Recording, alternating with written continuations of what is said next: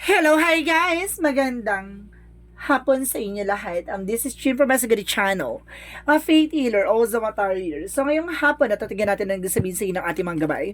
This is a monthly gabay for the month of January 2024 for the sign of Cancer. So Cancer, Cancer, Cancer, welcome to my channel. Ano kayang messages, advices ng spirit guides ang ating masasagap for today's video? Ano naman kayang energy or kaganapan sa buhay ng mga Cancerian ang ating mahagilap? So guys, this reading is a general reading lamang, hindi lahat makaka-resonate. Kunin lamang po ang makaka-relate sa inyo and comment down below kung kaninong energy ang ating nasagap. And please don't forget to like and subscribe my channel and hit notification bell for more videos update. And of course, maraming salamat po sa mga walang sawang pagsuporta sa aking channel. Lalo na hindi nag-skip ng ads. Naway pagpalain po kayo ng Diyos at may kapal, siksik liglig nag-uumapa umiya yung manambalik sa inyo. And of course, belated Happy New Year to all of you guys out there. And of course, saan masulok na mundo, maraming salamat po sa inyo. So, umpisa na natin ang laban.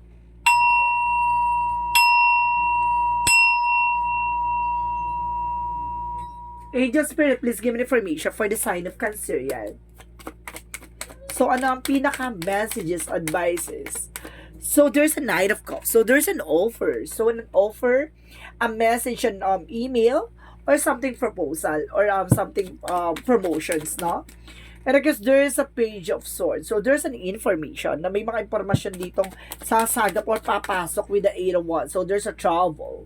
So, may trouble dito na mukhang makakaalis ka na sa situation or may trouble ka talaga, no? Or may nantay kang alis.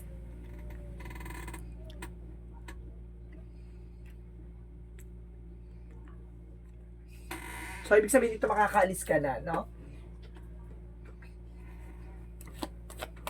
So, let's see what is the King of Cups represent devoted and supportive person. May taong sumusuporta at gumagabay sa'yo dito, no?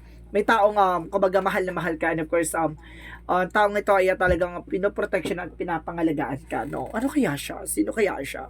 Ito ay partner mo ba? Asawa mo?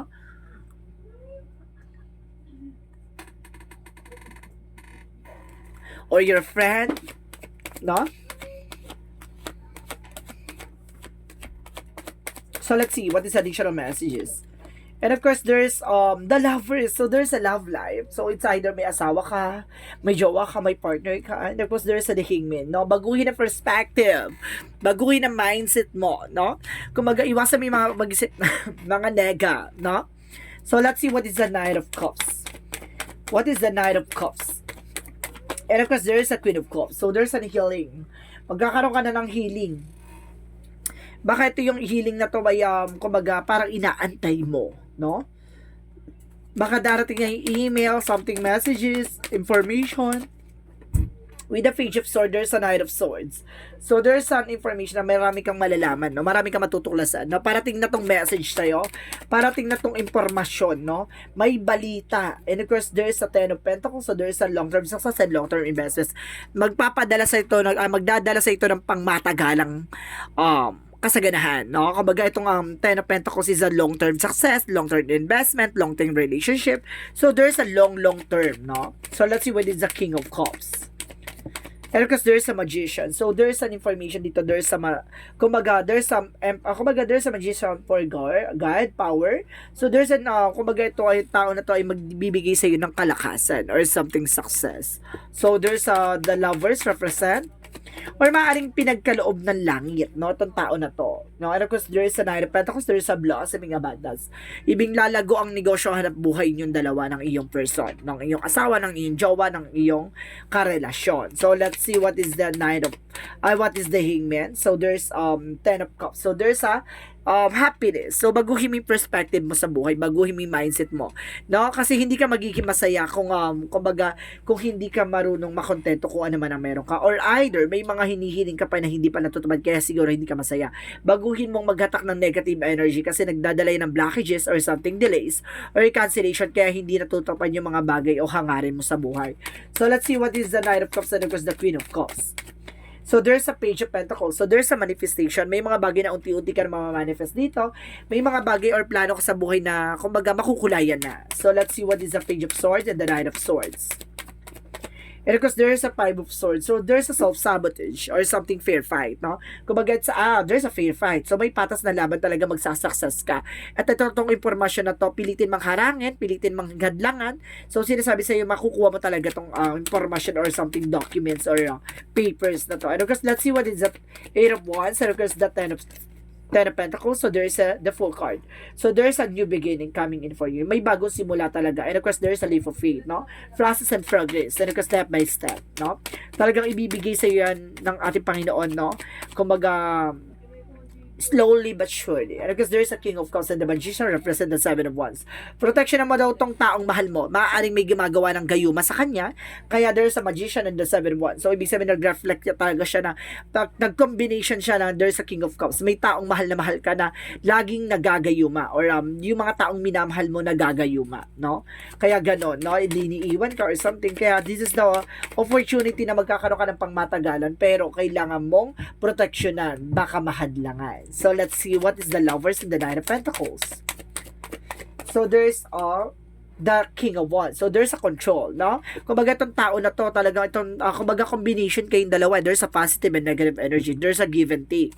So, talagang maganda ang combination yung dalawa ng influence. And because there's a Three of Swords. So, there's an inggitera. Marami na iinggit daw sa inyong pamilya. Kaya gano'n, kumbaga, mayroong gumagawa para hadlangan yung mga kaganapan sa buhay nyo. Yung mga mangyayari magandang bagay or blessings or something, impormasyon hinahadlangan ng tao na to. Para imbis na good energy ang pumasok sa bad energy, no? Kumbaga, itong tao na to, kumbaga may sumpa or kamalasan na ginawa sa inyong tahanan. So, let's see what is additional messages for Angel Spirit Guide. Pero so, there's a boundaries. So, kailangan mo mag-set ng boundaries sa inyong tahanan, ha?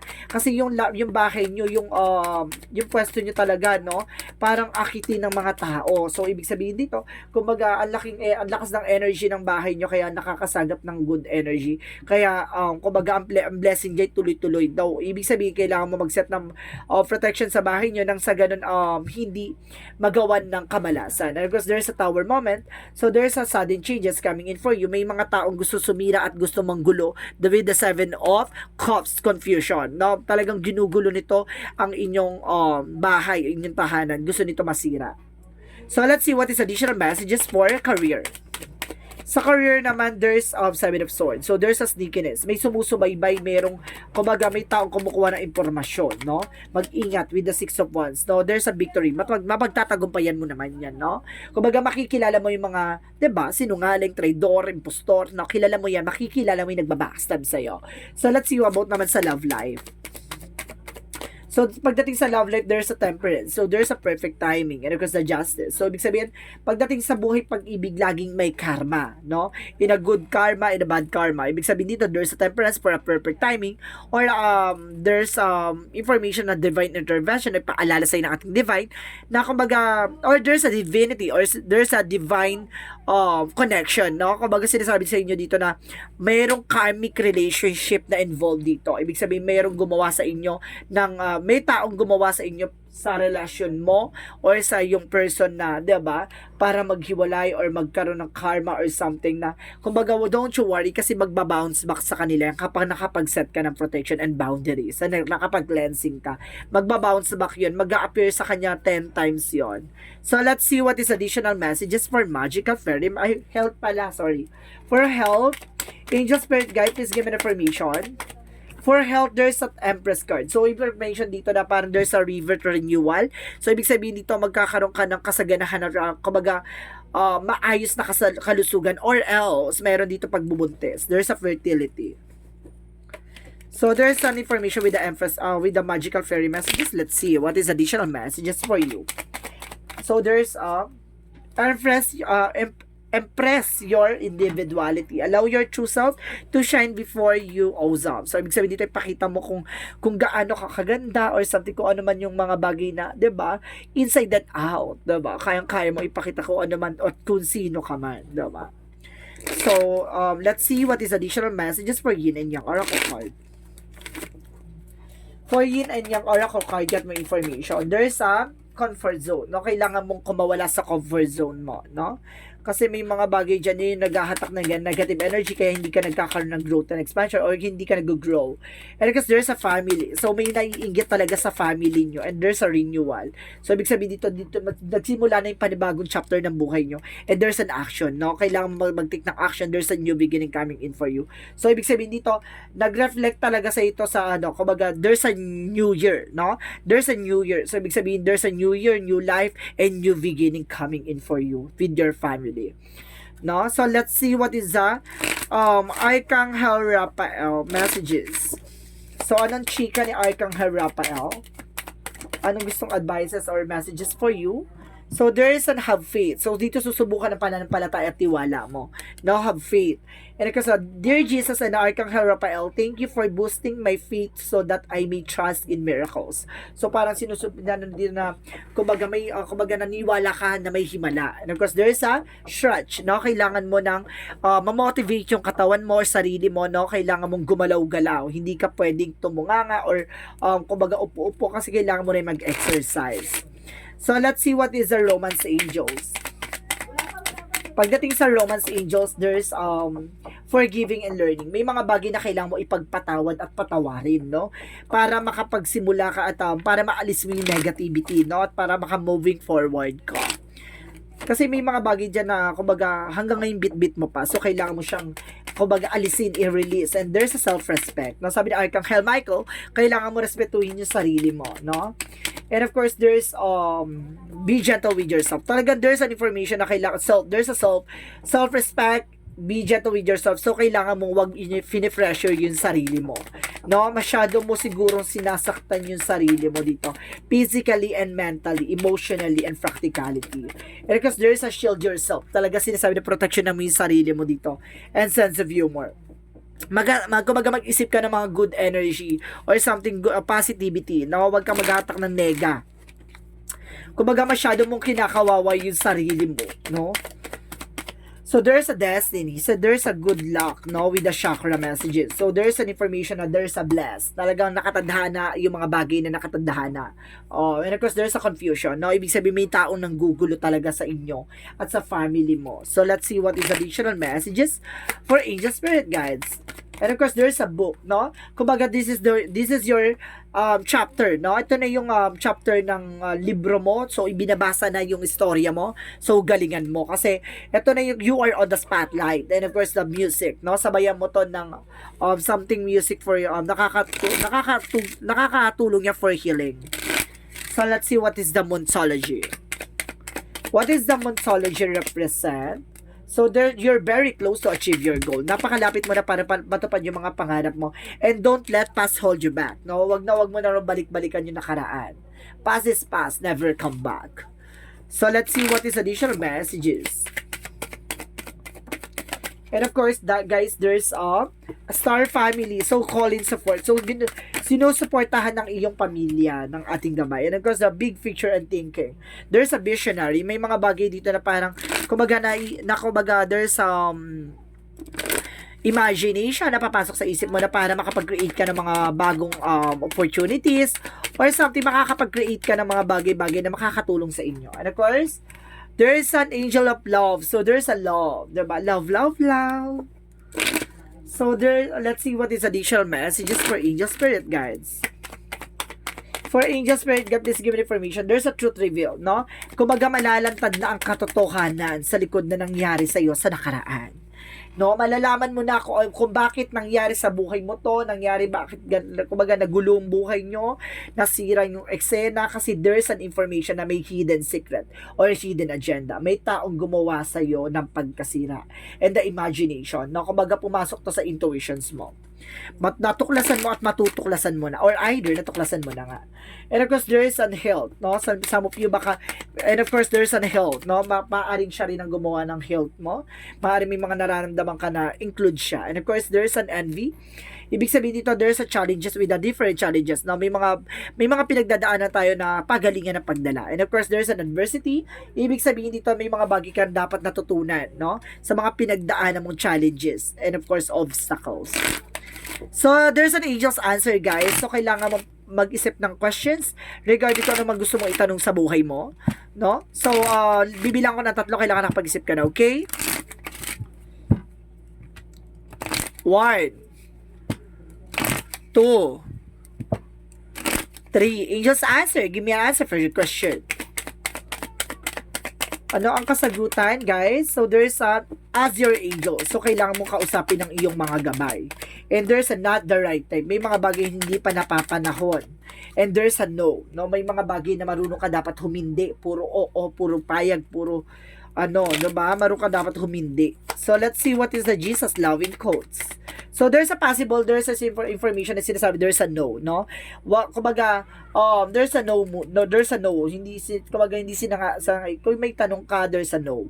And because, unto you, it's given to know the mystery of King of God. So, ibig sabihin dito, kumbaga, may mga bagay na ibibigay sa iyo si God bago niya ipakita sa iyo yung mga bagay or plano niya na ibibigay niya sa iyo, 'di ba? Kumbaga, kaya pala nakakaranas tayo something pain or something disappointment, mistakes kasi may mga bagay dito na kumbaga ipinapakita niya muna yung mga pagdadaanan mo o yung mga bagay na dapat mong matutunan bago mo makuha o matuklasan yung mga bagay opportunity na talagang swak sa iyo, no? Kasi ganun talaga yun, guys, kailangan mo munang matuto bago mo makuha yung mga bagay na para sa iyo. So, let's see what is the angel's number. Oh my God, there's an 8. 8. Oh my God, I am abundant. So, kasaganahan. Oh my God, may pera sa lapi, no? Sinasabi dito, as you focus on all the wonderful things that surrounds you, you're clearing the path of more positive energy to flow into all areas of your life and creating a place of abundance. So, talagang binibigyan ka ng lugar ng kasaganahan. So, ibig sabihin, talagang nasa family mo yung kasaganahan. Maaring may mga tao lang talaga na, 'di ba? Gahama na talagang grabe yung kademonyohan para gawan ka ng masamang mahika para lang kamalasin or kumbaga mapabagsak ang iyong hanap buhay, ang iyong buhay. No, may mga ganun talaga. So, may mga bagay lang talaga na kailangan mo proteksyonan at pangalagaan yung sarili mo, no? Bagkos,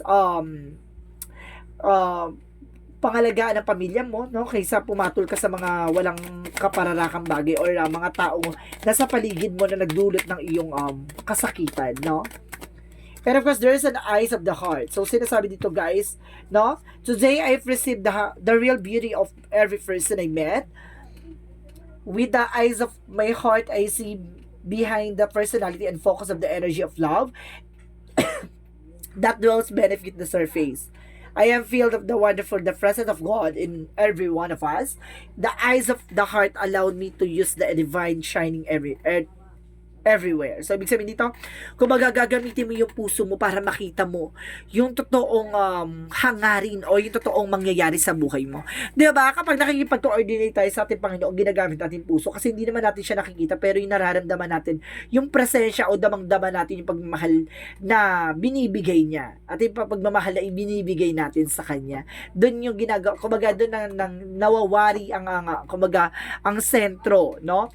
Ng pagmamahalan sa isa't isa. So guys, this is monthly gabay for the month of January 2024 for the sign of Cancerian. So this reading is a monthly gabay for the month of January 2024 for the sign of Cancerian. So maraming salamat guys for this wonderful reading. And of course, this reading is a general reading lamang, hindi lahat makaka-resonate. Kunin lamang po makaka-relate sa inyo and comment down below kung kaninong energy ang ating nasagap. Don't forget to like and subscribe my channel and the notification bell for more videos. And of course, maraming salamat po sa mga walang sawang pagsuporta sa aking channel, lalo na hindi nag-skip ng ads. Naway pagpalain po kayo ni Diyos at may kapal, siksik, liglig na guma po ang biyayang manubalik sa inyo. And of course, maraming salamat po. And of course, belated Happy New Year. And of course, maraming salamat sa pagsuporta sa aking channel. And see you in the next video. Bye-bye and babush.